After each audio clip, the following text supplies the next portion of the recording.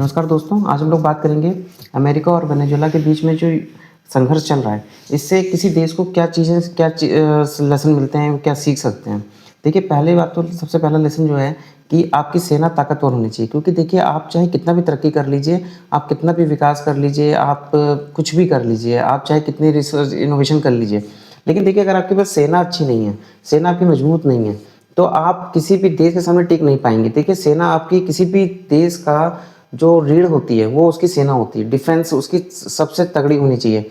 अगर आपकी सेना मजबूत नहीं है तो आपका कोई भी देश आप पे कब्जा कर सकते हैं।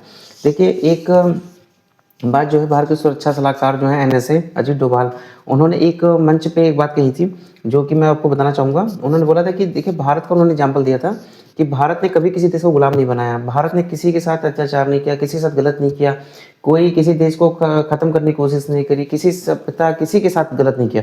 लेकिन फिर भी भारत बहुत सालों तक गुलाम रहा, उसको अलग-अलग जगह से लोगों ने आए और उनको गुलाम बना लिया। तो इसके पीछे क्या रीज़न था? क्योंकि हम हमेशा अपनी तरक्की पे भरोसा करते थे और हम दूसरों का हित चाहते थे। हम कभी अग्रेसिव तरीके से उतना नहीं गए किसी के लिए, और उसका हम तो हमेशा ये सोचते थे कि हम अच्छा कर रहे हैं तो सामने वाला भी अच्छा सोचेगा हमारे लिए। लेकिन उसका परिणाम क्या हुआ? क्योंकि इतिहास से हमें ये चीज़ सीखने को मिलता है कि इतिहास हमें बताता है कि इतिहास ने कभी भी कमज़ोर का साथ नहीं दिया। इतिहास कौन लिखता है? जो मजबूत होता है, जो जीतता है, वो इतिहास लिखता है और वो अपने हिसाब से नैरेटिव बनाता है। उसमें फिर आप कितने भी अच्छे हैं, आपकी हमेशा बुराई मिलेंगी। जैसे बाबर ने कब्जा किया, बाबर जीत गया, इसलिए बाबर के नाम पे सड़कें हैं, बाबर के नाम पे बहुत सारे एड्रेस हैं, बिल्डिंगें हैं, बहुत कुछ है। लेकिन महाराणा प्रताप के नाम से रोड मुश्किल से मिलती है। कोई अच्छी चीज़ों के लिए पृथ्वीराज चौहान के नाम से आपको कम मिलेगा, लेकिन मोहम्मद गौरी के नाम से आपको बहुत चीज़ें मिल जाएँगी। बहुत सारे देश उसको फॉलो कर रहे हैं, क्योंकि देखिए जीतने वाले को ही हमेशा सलाम होता है। तो ये चीज़ आपके पास मजबूत होना चाहिए। अगर एक और एग्जांपल मैं बताना चाहूँगा कि अगर आप कभी भी देखिए कि कहा गया है कि भय बिन होत न प्रीत। अगर आपसे लोग डरते ही नहीं है तो आपका सम्मान क्या करेंगे? क्योंकि जब उनको पता है कि आपके पास बचने के लिए आपके पास डिफेंस में कोई सॉलिड चीज़ नहीं है, तो कोई भी आपको ओवरलुक कर सकता है ना? एक और इसके अलावा मैं बोलना चाहूँगा इकोनॉमी।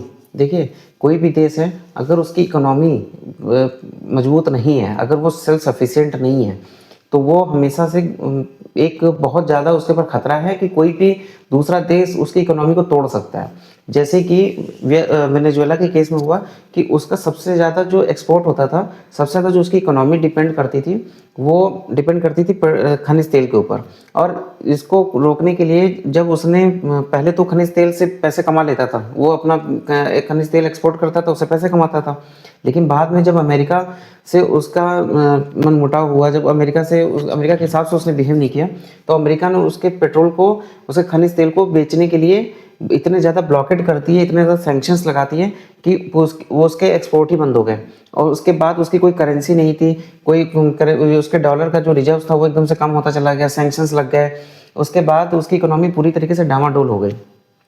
जैसे उसको, क्योंकि पूरी इकोनॉमी ही डिपेंड करती थी खनिज तेल के ऊपर, सॉरी। और उस खनिज तेल के जब दाम गिरे तो वो अब बेच भी नहीं पा रहा था, तो उसकी इकोनॉमी पूरी तरह से श्रिंक कर गई। तो इससे क्या हुआ कि बाकी जो खर्चे उसके थे वो भी और भी, जैसे डिफेंस का है और नई नई टेक्नोलॉजी को लाना है, जो एग्रीकल्चर बहुत चीज़ों पे है, तो वो सब एक तरीके से कम होती चली गई। और उससे उसकी जो वेनेजुएला की जो स्थिति है वो एक तरीके से रिपल इफेक्ट हो गया कि एक सेक्टर डूबा तो उसके साथ में और भी सेक्टर डूबते चले गए। तो ये बहुत बड़ा किसी भी देश के लिए बहुत नुकसानदेह होता है कि जब आपके पास इकोनॉमी जो है वो एक ही दो सेक्टर के आसपास अगर घूमती है, तो आपके लिए हमेशा खतरा बना रहता है कि कोई भी देश, अगर हो सकता है कि जो आप हो सकता है कोई सैंक्शंस लग गए, या फिर हो सकता है कि कोई आपकी टेक्नोलॉजी ही बदल गई। टेक्नोलॉजी इनोवेट कई बार हो जाती है कि अब मान लीजिए वो खनिज तेल बेच रहे हैं, लेकिन हो सकता है कल कोई अगर रिन्यूएबल एनर्जी पे आ जाए, एकदम से ई बैटरी पे आ जाए या फिर सोलर पे आ जाए, तो आपकी पेट्रोल की या खनिज तेल की जो कीमत, तो फिर आपको वो नहीं मिलेगी उस तरीके की, क्योंकि टेक्नोलॉजी आगे बढ़ चुकी है। तो ये एक बहुत बड़ा नुकसान होता है। तो इकोनॉमी में सबको अपनी इकोनॉमी को डाइवर्सिफाई करना चाहिए। अगर आप बहुत बड़ी इकोनॉमी नहीं है तो कोशिश ये करनी चाहिए कि फिर आप ज़्यादा से ज़्यादा देशों के साथ संबंध अच्छे रखें, ताकि उनका जो इकोनॉमी का फ़ायदा है वो आपको मिले। फिर जब आप जैसे जैसे ग्रो करते जाएंगे, तब फिर आप इकोनॉमी के तौर पे आप खुद भी कोई फैसला अच्छे से ले सकते हैं। तीसरा चीज़ है कि आपकी इंटेलिजेंस बहुत तगड़ी होनी चाहिए। देखिए, इंटेलिजेंस से मैं ये इसलिए कह रहा हूँ, आपको ये ज़रूर पता होना चाहिए कि आपके देश में क्या हो रहा है, और जो बाहर, देश के बाहर जो है और देश हैं, वहाँ पर आपके खिलाफ क्या चीज़ें चल रही हैं। देखिए, अच्छी चीज़ें भले आपको बाद में सुनाई पड़े तो काम चल जाएगा, लेकिन जो आपके खिलाफ साजिश हो रही है, वो अगर आपको नहीं पता है, तो आपके लिए बहुत बड़ा खतरा है। जैसे कि वेनेजुएला के केस में हुआ कि जब उनके ऊपर खतरे की वो दिन के समय वो चाइना से मिल रहे हैं, और रात ही के समय उन पे हमला हो गया। और ये सोचिए कि ये उस समय जो निकोलस मुंड्रो थे, वो कहाँ पे हैं, निकोलस मुंड्रो कहाँ पे हैं, कहाँ पे वो सो रहे हैं। वो आए दिन अपना जो सोने की जगह थी वो बदल लेते थे सुरक्षा के लिहाज से। लेकिन उनकी जब वो उन पे हमला हुआ, जब डेल्टा फोर्सेस उनके ऊपर, अमेरिका की हमला जब उनके ऊपर हुआ है, तब एक तरीके से उनको पूरी लाइव लोकेशन शेयर की जा रही थी। तो ये कहीं ना कहीं ये आपको बताता है कि आपके पास इंटेलिजेंस आपकी तगड़ी होनी चाहिए। देखिए, इसके पीछे एक और रीज़न है।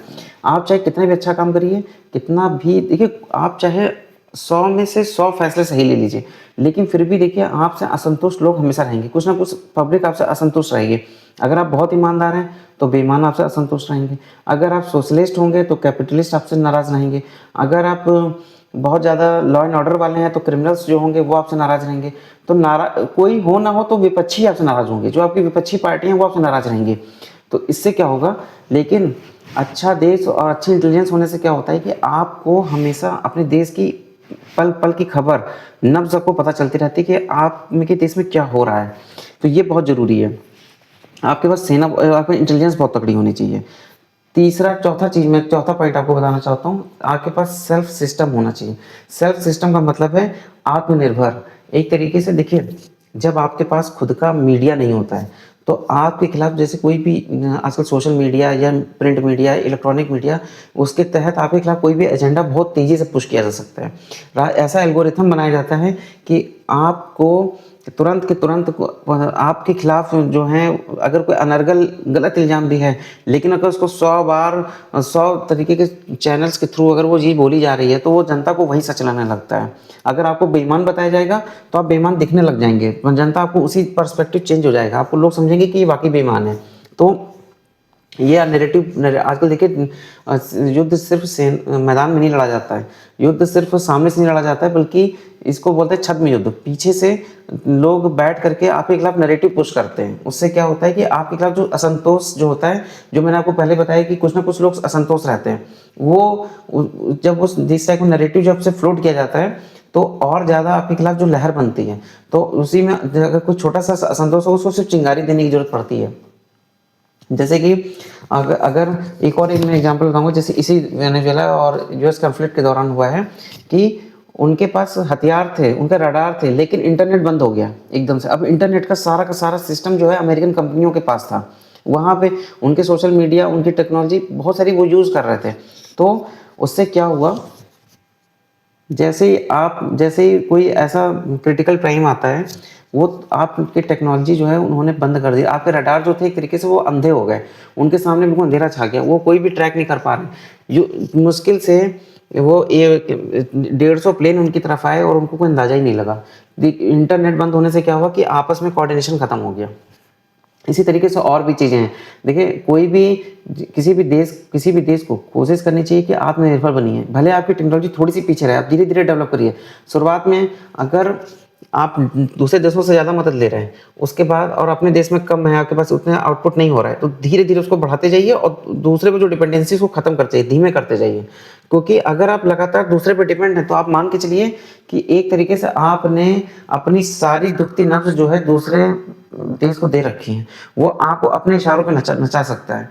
देखिए, चाइना, कोरिया, रूस, ये सब देखा जाए तो ये Facebook, WhatsApp, Twitter, YouTube, Google search engine use नहीं करते हैं। इनके बहुत सारे मीडिया हाउस इनके खुद के हैं, इन्होंने खुद का अपना एक रूप बना लिया है।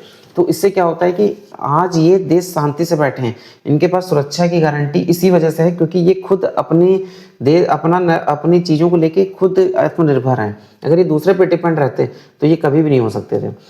जो आप पांचवी चीज़ मैं बताना चाहूँगा, नेशनलिज्म।